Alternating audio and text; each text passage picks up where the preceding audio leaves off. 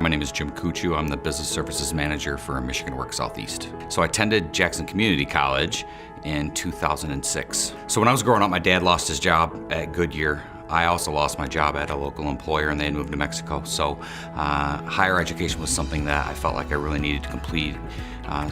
So I was not actually in that position again going forward.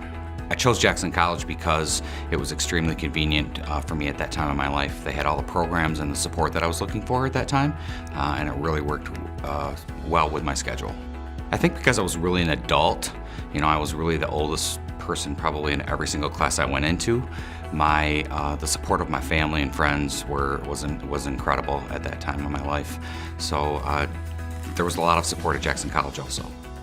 Coming to Jackson College and working through losing my job was the best thing that ever happened to me.